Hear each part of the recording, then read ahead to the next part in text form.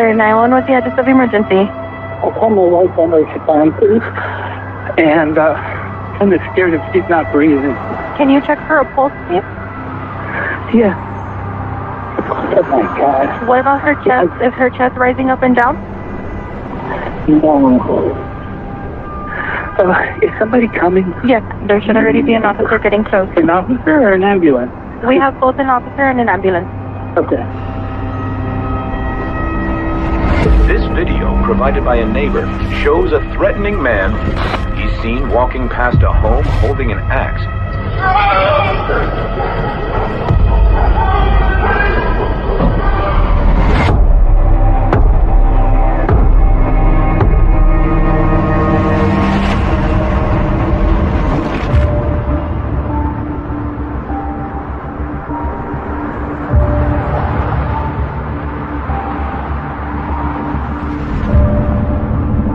My name is Luis Mata Jr., and I am a sergeant for the Laredo Police Department in Laredo, Texas. What I can tell you about this neighborhood is that it is very calm. It's not uncommon to see kids running around in the neighborhood. There's a park close by. It's a very, very lovely neighborhood. In September 2020, all that changed. Our patrol officers responded to an unresponsive female. The information that I received was that we have a female in her 30s that apparently had been depressed. The husband indicated that he had found her on the bed, what he thought was asleep. She ended up being unresponsive. Right now we're approaching the residence. This has been 5 years now, but it feels like I was just here last night.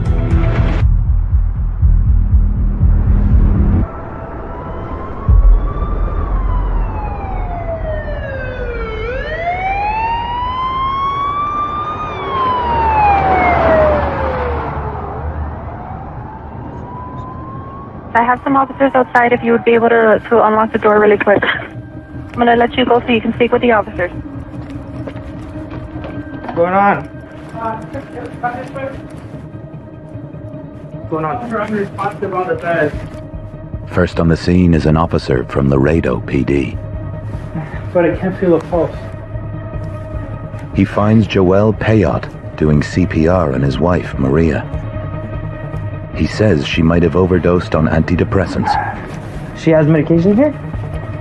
Where is it at? We take the same medications, so Okay. I gave her some. When paramedics arrive, they continue trying to resuscitate Maria. Where did you find her? On the bed. I brought her over here. How long ago did you find her? Maybe 20, 25 minutes.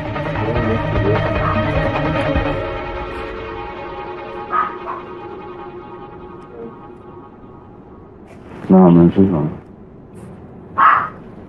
She's been down for a while. Yeah. Okay. Are you calling me? Yeah, she had no rhythm. I have 2 kids in the house too, by the way. You asleep? Yeah. Can you give me a sheet?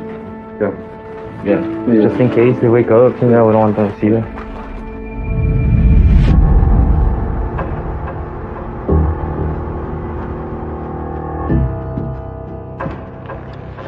With Maria pronounced dead by the medics, Sergeant Luis Mata is called to the scene. My job as an investigator is to go in there and rule out foul play. And 9 times out of 10, there is no foul play. He had a prescription drug. Where is it? However, she's a 30-year-old woman that passed away in her own home unexpectedly. Sir, you gotta go downstairs. We'll be with you shortly. He was behaving like any husband would You up there. that had just been told that his wife had passed away. His wife of 10 years is gone. You gotta just hang tight. Okay? Despite Joel's distress, We need to get somebody to- Sergeant Mata needs to find out what happened before Maria died. You gotta go outside. I approached him. I expressed my condolences, and then I started my questioning that I would in any common death investigation. How did she die, and why did she die? What's going on? What happened? I noticed that he was wearing scrubs, so he's some type of nurse some type of medical employee. Joel explains that he's a nurse anesthetist. He and Maria are no longer living together, but they'd agreed to discuss their relationship after his shift. We're going through some problems. I've been ignoring her. She's been super depressed. And I came to talk to her, like we were just talking. Joel indicated that Maria and him had been having marital problems, that she had been drinking lately and had been using pills to help her go to sleep. So you're not staying here right now? We had sex, we took a shower. He goes in and takes a shower. When he comes out, he thinks that she's asleep. Then I thought she was like knocked out. I was like, hey, what's up? What's going on? And I didn't think anything of it. So I just kept on doing my thing. He checks on her 10 minutes later. He finds her unresponsive. And then I go back upstairs and then she just... Yeah. This is what he brought, and he said that he thinks she took these. He went all the way into the medicine cabinet and brought these. I suspected the possibility of an intentional overdose, which could have been a suicide. Is this your phone? You can just leave that here. No. I need my phone. Just leave your phone here. You can't have your phone. Just put it here. As Joel is taken outside, Sergeant Mata combs the house for evidence. We're looking for notes, medication, bottles, pills, things that could explain the reasons why she died. We found a needle on the stairwell. Alongside the body were wrappers of a syringe. Wrappers that you see like in a hospital setting. Joel's account was telling us that he had taken a shower. We went into that shower and it was very dry. It looked like it had not been used for several hours. There was no evidence that she had been in a struggle, had been abused, had been tortured, had been assaulted. However, we found one mark on her elbow crease, a mark that is consistent with an individual getting their blood drawn or getting an IV started. I'm asking myself, why are there syringe wrappers scattered throughout the home? Why is the shower dry? Why is there a mark on Maria's elbow crease? Why is there a needle on the stairs? Those are the questions that I want answered. Something's not quite adding up here.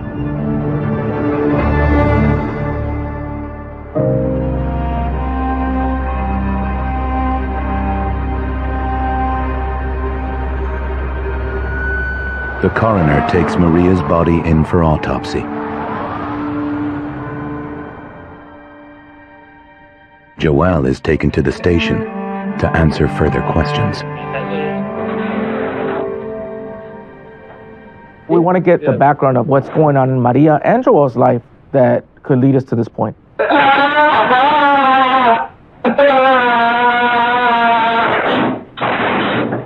Joel's demeanor was of a hysterical spouse. Detective's coming in. Sergeant Mata starts the interview by asking Joel where he's been living. So you separated? Did you leave the house? Yeah. Okay. How often would you go back to the house? Oh, a lot. You still had your keys and stuff like that? Okay. Were you there almost every day? A lot, yeah. I wanted to see my boys. Okay. If Maria did take an overdose, could their separation be the reason? Children, sir? She didn't think it was gonna last this long. And so it's been a constant theme that she needs more pills to go to sleep, and then she can't go to sleep at all. Okay. Because she's so depressed, she cries all day. So Maria was taking pills for depression. Were they prescribed to her? Yeah, they were, and hers ran out, so I just went to give her some. You know the name of the drug? Yeah, 1 milligram of Clonazepam. Okay. His reasoning was that she was very depressed and very sad because she was losing him. I asked, had Maria been drinking? And he had said yes. Did she drink today? I don't know. All I can tell you is she really needed, like, relief. When you say she really needed relief? From her depression. Okay. Yeah. Sergeant Mata asks if Maria could have injected herself. Okay. Does she do drugs other than clonazepam? Has she ever done drugs? Yeah, I'm pretty sure. Did she do any type of injections?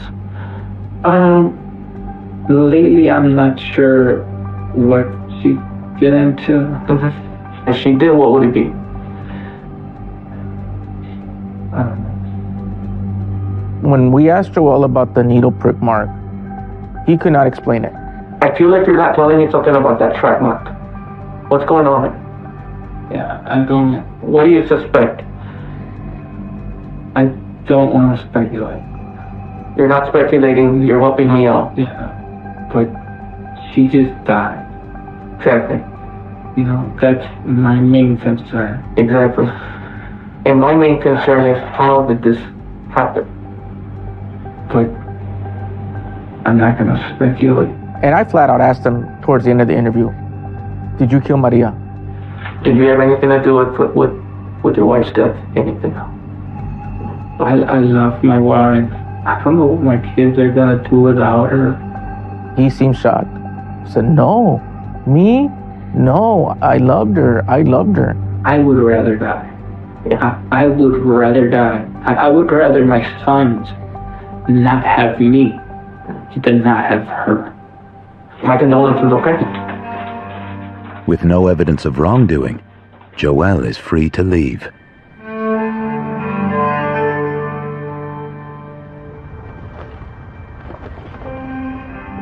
Maria's friends hear of her heartbreaking death. That day, I had 15 to 20 missed calls of friends that wanted to come forward. She was well loved, and they were adamant that Maria would not take her own life.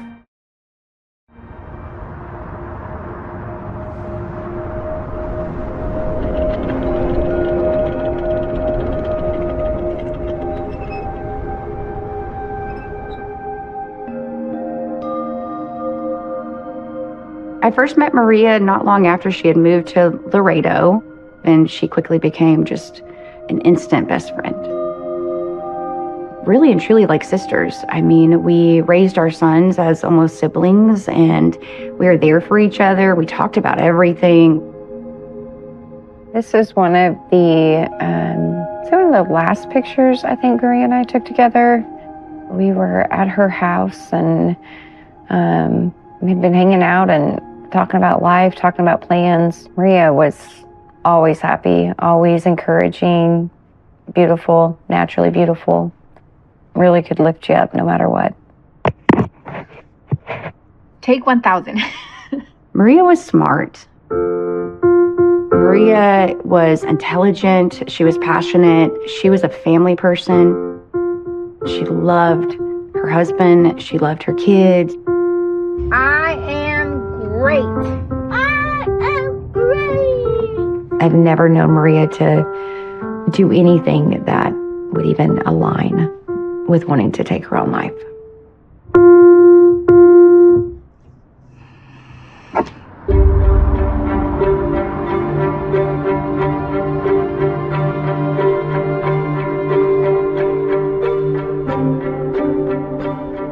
When we started reviewing the case, we noticed that Maria had several cameras inside the home.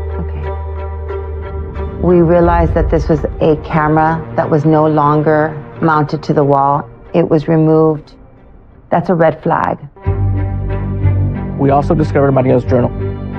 As a detective, when we find a book like that, like a journal, especially with recent entries up until the moment that she died, that's our victim talking to us post-mortem.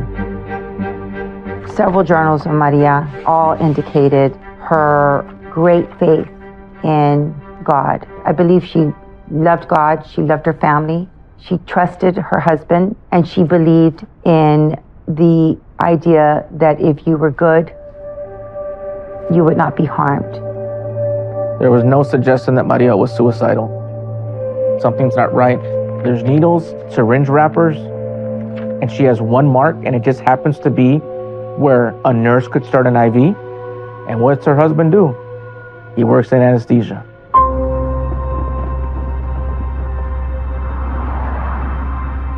Sergeant Mata speaks to Joel's former employer for background on him.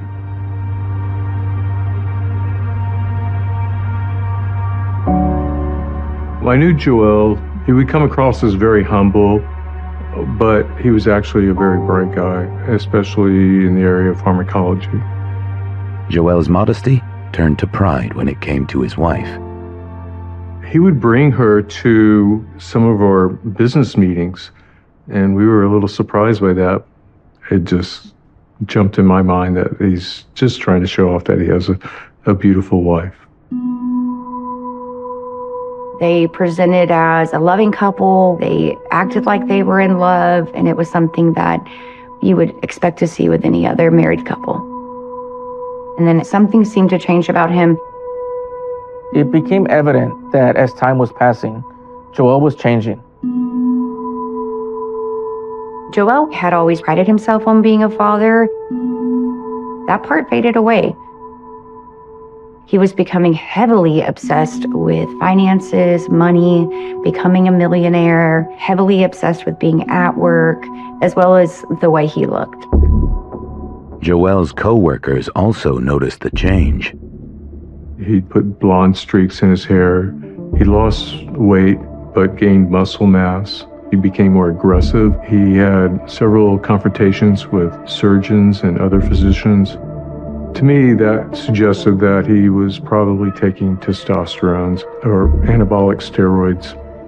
It was very disappointing and shocking that Joel began to change as he did. Sergeant Mata makes a surprising discovery. Joel had been having a secretive affair with a co-worker of his who's a nurse named Janet Arredondo. I talked to Joel about rumors of a relationship, and it's making a lot of us feel very uncomfortable. There was an air of anxiety whenever he was around. I became aware that Joel was having an affair as there had started just to be rumors amongst kind of the friends groups, the medical community.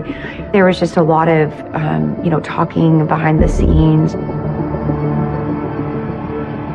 I was definitely shocked when we started to see some of the verbal abuse, the disrespect, and the control that Joel had over Maria.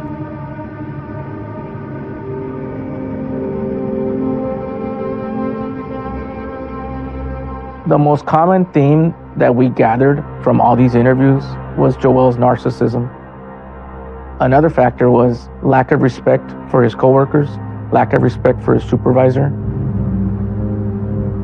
There was an incident where I was called in emergently to help him in the room, and the patient was flatlined. We had to immediately do CPR, but when I walked in the room, he was texting on his cell phone. After that incident, I brought him to our office, and I let him know that we were going to terminate him immediately. After Joel left, I had hoped that perhaps he would straighten out. He would go back to being a good husband and father and forget about Janet. But nothing changed. Joel got work at a different hospital and continued his affair with Janet. Maria eventually found out. At this point in the investigation, I had my suspicions that Joel had killed Maria, but I still couldn't prove it. We needed more evidence. Sergeant Mata's team searched through Maria's phone. There was one particular video where Joel and Maria are having a conversation in a vehicle. Maria is spilling her heart, and Joel arrogantly just continues eating his food. I want to know, what is it that you want me to do? What do you want me to do? I have already forgiven you. When Maria tells him it's just over, you've made this choice. You walk out that door, we're getting a divorce. All right, fine. He gets mad and storms out of the car and slams the door.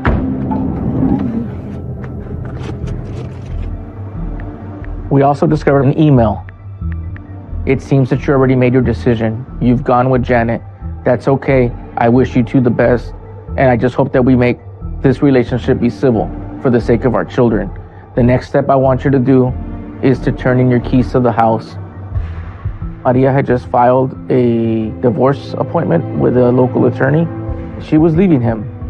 Once Maria mentioned the word attorney and indicated to Joel that she had already made an appointment, he emailed her indicating that he's had a lot of time to think about it, that he wants this marriage to work, he wants his family, and all he asks before she goes to an attorney is to have one last heart-to-heart talk.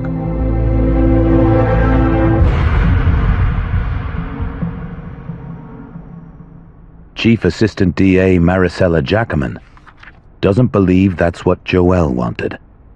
She thinks this was another example of his coercive control over Maria. I believe that Maria was subjected to various levels of emotional abuse. And when he felt he was losing control, and she said, we'll end this amicably. We can even go talk to an attorney. He didn't want that. That was not part of his plan.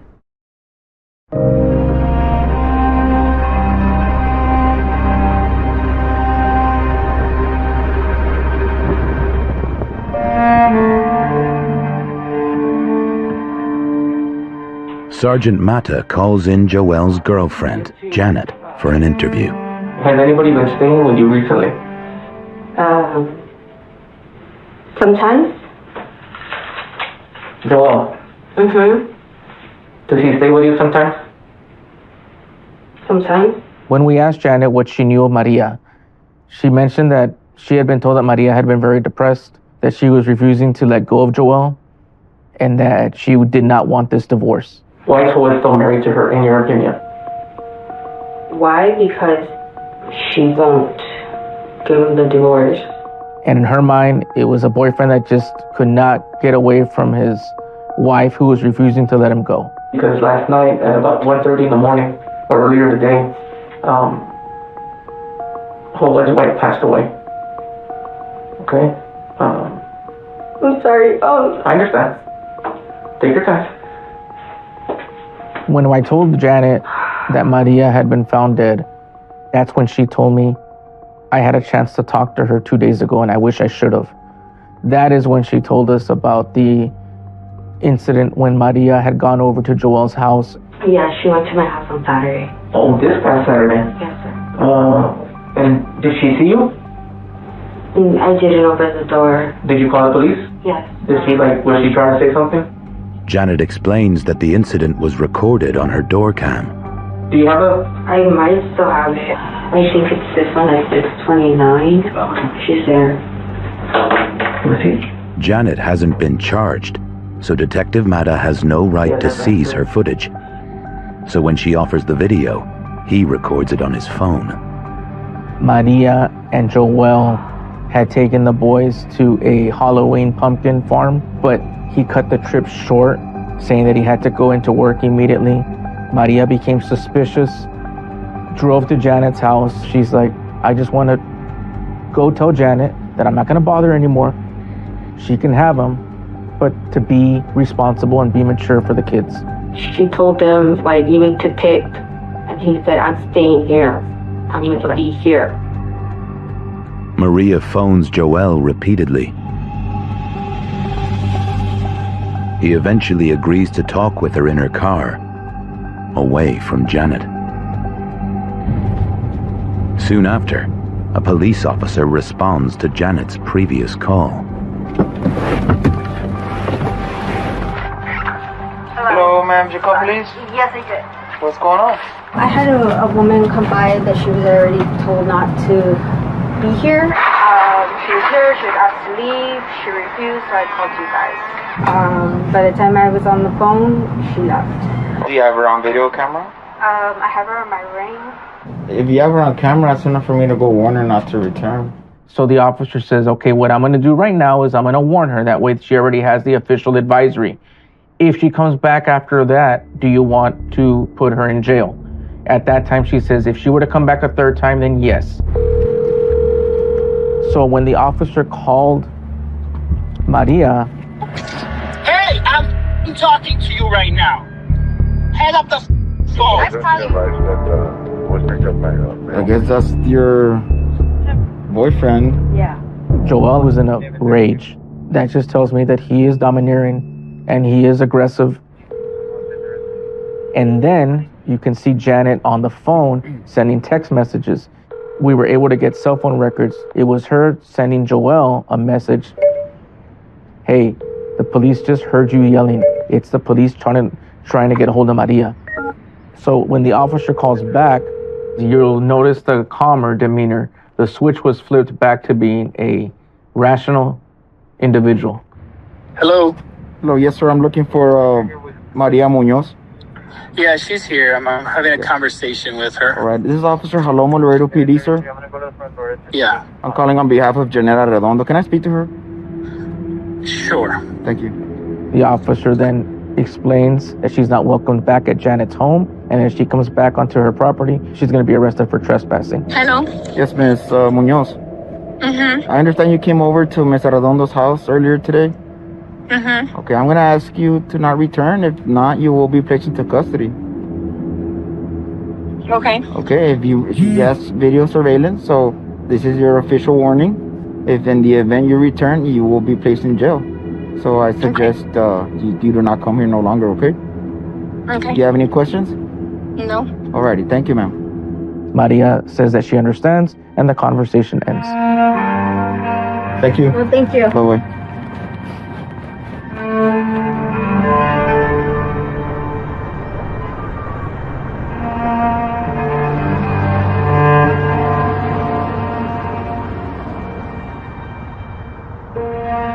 Within 24 to 48 hours, we received a call from a local attorney indicating that Janet was not going to be making herself available to talk to the police any further. Now it's just getting more and more clearer that there's something more to this case.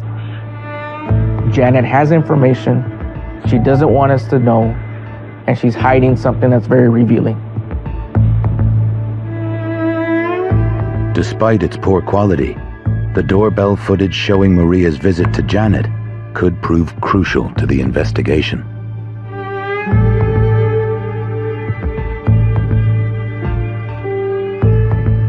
Video forensics is the scientific analysis, enhancement, authentication of any sort of video evidence that may be used in a criminal case. It's the scientific analysis of recorded evidence. Video evidence is critical in a lot of cases, especially nowadays with Ring cameras, Nest cameras, surveillance cameras of all types. There's almost always video evidence associated with any sort of critical incident that happens. And it acts as a silent witness, as a objective view of what actually occurred, as opposed to eyewitness statements. The way that this video was recorded is not ideal, but we can still gain a lot of very valuable information from it. I'm going to make this footage look as good as it possibly can. The first thing I want to do is get a better view of what's happening on that small screen. We see that the footage is moving around, and that's because the person holding the phone that's recording this screen is moving around. I want to see this footage stable, the way that it's meant to be. So the first thing that I'm going to do is I'm going to stabilize it. So now we can look at this footage in a way that more closely approximates the original footage.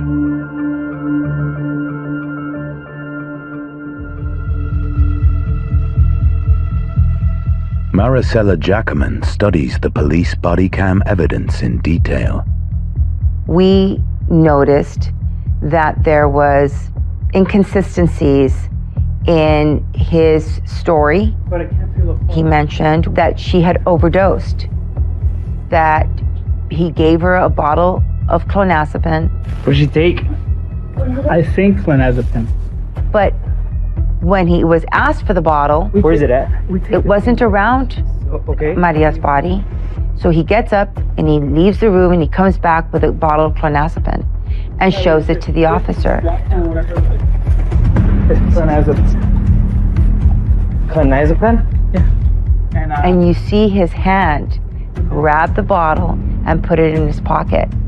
There was absolutely no need to do that. The pinprick found on the crease of Maria's arm is also concerning.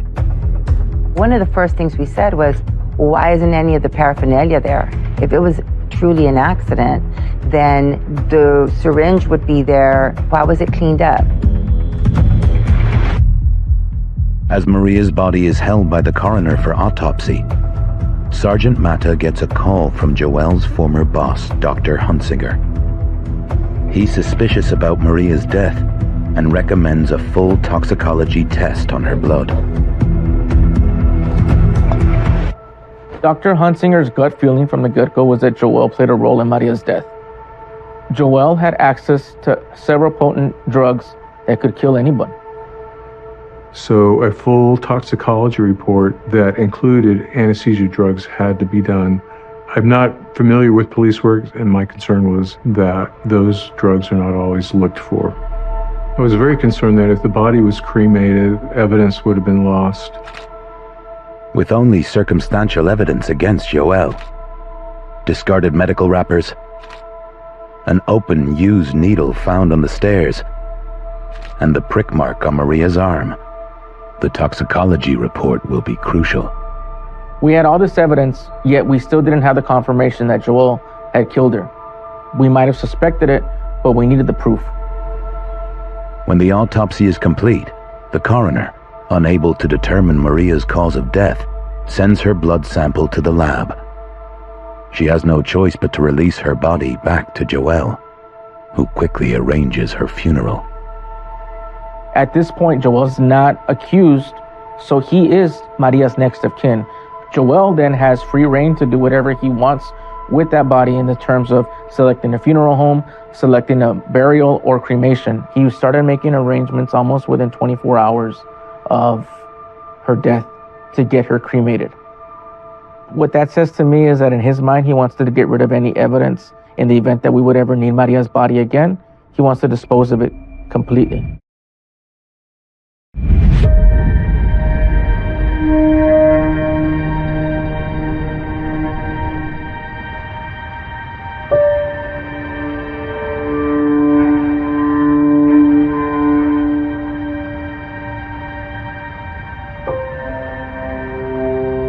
Weeks go by.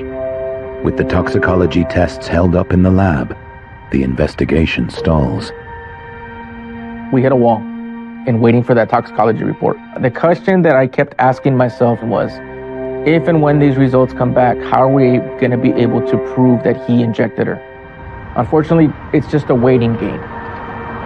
It was very frustrating. The longer that it took to get an outcome or cause of death, the more fearful I became we weren't going to get one. The team re-examined the evidence, including the door cam footage, which shows how estranged Maria and Joelle had become. The video footage helps to show how long she was out on the porch. We know that she went there to confront her husband. We know that she was standing on this porch ready to have a very difficult conversation about her marriage, and this video just corroborates that. She's standing on the porch, she's waiting for an answer, and we can see that she's on the phone. Police query the time Maria made that call. Her phone is recording the exact moment that call connected. So if we can compare the phone records with this video footage, we can get a very accurate timestamp for exactly when she was standing at the door.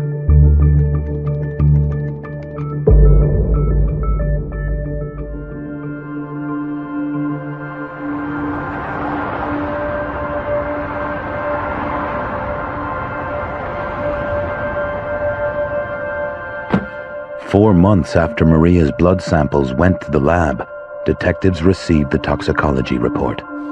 Did Maria die from a clonazepam overdose, as Joel claimed?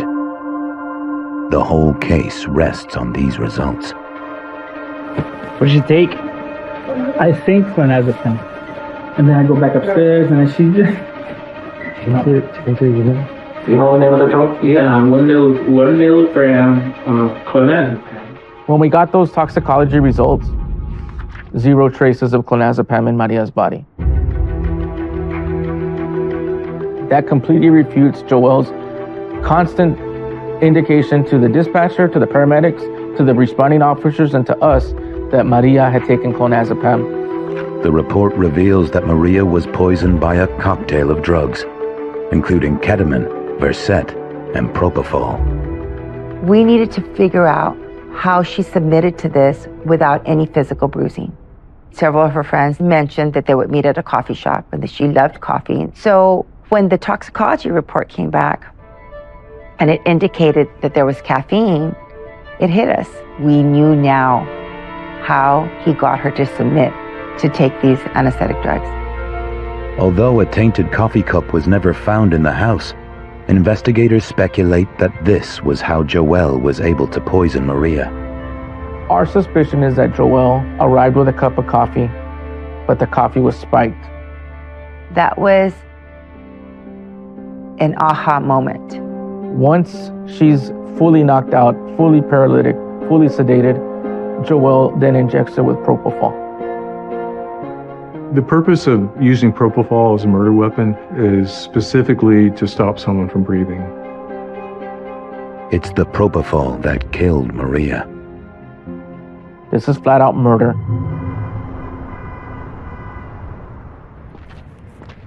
Once we got the toxicology results, we had more of a case to get a search warrant for Janet's video and surveillance. We were hoping to find digital evidence, possibly home video, possibly the door cam footage that showed Maria at her house 2 days prior to her dying. Janet, yes. Sergeant Mata, Laredo PD. I know yesterday you spoke to the prosecutor. Just give me a second. All right. I suspected strongly that Janet was involved. But the district attorney's office made a deal with Janet that as long as she was truthful and willing to testify, she would be immune from any charge with the exception of murder. You had some evidence? Do you have that evidence right now? I can't find it. You can't find it? No. Okay. Unfortunately, by the time we got to Janet's, most of her home video had been destroyed. I'm going to tell you something right now. Think about it. They're giving you a deal of a lifetime. I'll leave it at that. We really wanted to re-interview Janet. She had to have had some type of knowledge of what Joel did that night. We wanted to see if she would be willing to come forward in exchange for some type of immunity deal.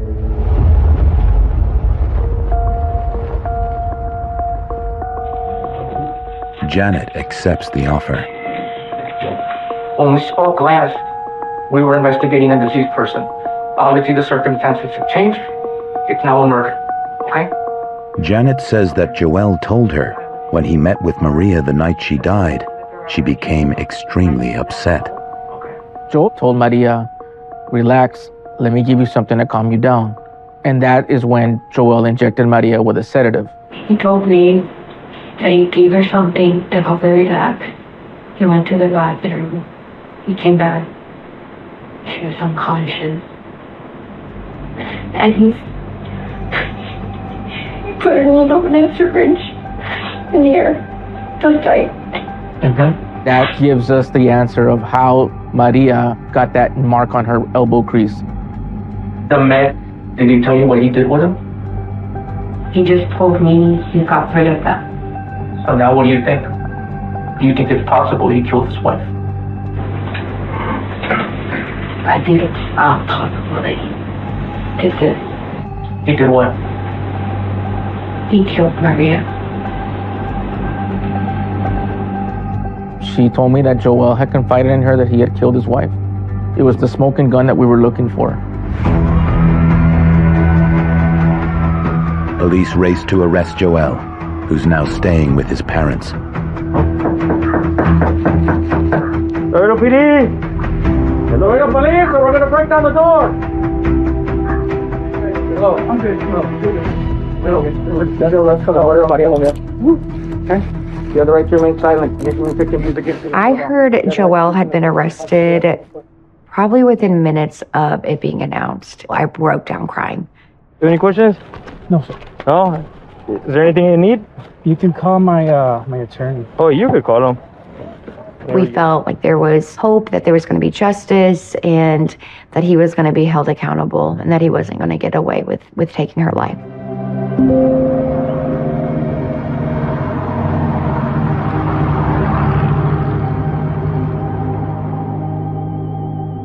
With Joelle charged with murder, Chief Assistant DA Jackman builds the case. The nature of a jury trial is that you just never know what the jury's going to decide. The plan was to show the video footage of the dynamics between Joel, Maria, and Janet. The door cam footage is the last video showing Maria alive. When Maria went to Janet's house, she wanted to know where her marriage was going. That was her goal, to obtain the truth. She wanted to know, well, what's going on here?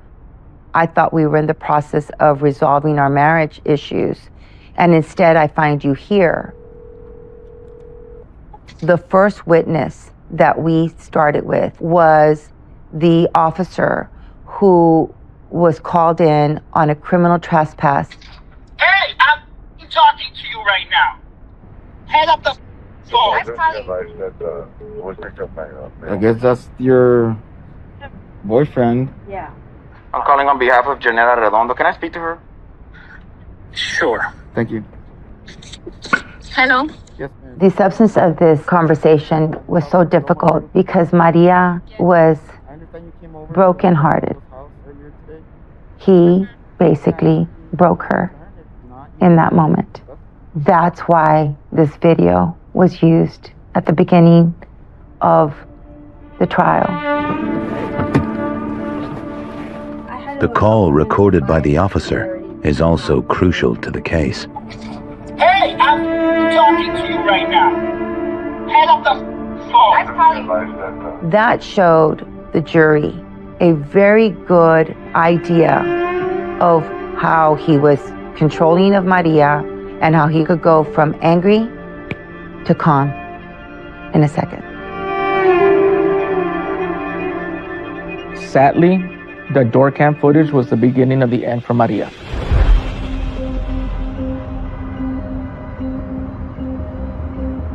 At the end of the trial, we believed we had provided for the jury a good understanding of the relationship between Joel and Maria. They saw it was an abusive relationship, that he was controlling of her. We were able to show that not only was this not a suicide, not an accidental overdose, it was an intentional killing of Maria. The trial lasts 9 days. The jury takes less than 2 hours to reach a verdict. The jury's decision was guilty on both counts, murder and tampering. And we were happy for Maria. Joel was arrogant, was domineering, and killed his wife in cold blood. Joel is sentenced to life, plus 10 years for tampering with evidence. When Joelle was sentenced for the murder of Maria, I was so happy. Felt like she had been able to get the justice that she deserves to have. With Joelle and Maria's children now living with grandparents, the question her friends and family are left asking is why. I believe the motive for killing Maria was to prevent the divorce from happening and was to prevent Joel from having to pay some type of financial resources to Maria. Money was power to Joel. I believe he would do anything and everything to prevent him from losing any type of those resources, including killing his wife. The one thing he did not want was to lose control of Maria. He didn't want her anymore, but he didn't want anyone else to have her either. I think that when he started abusing testosterone, I think he turned into a monster, and the outcome was inevitable that this would happen. It's extremely shocking to look back at the change that he went through from a very humble family man to a murderer.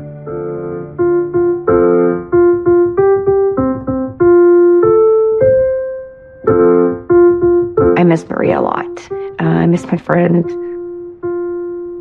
It's hard when my son asks, or when we drive by places that we shared so much with, or when I come back to town,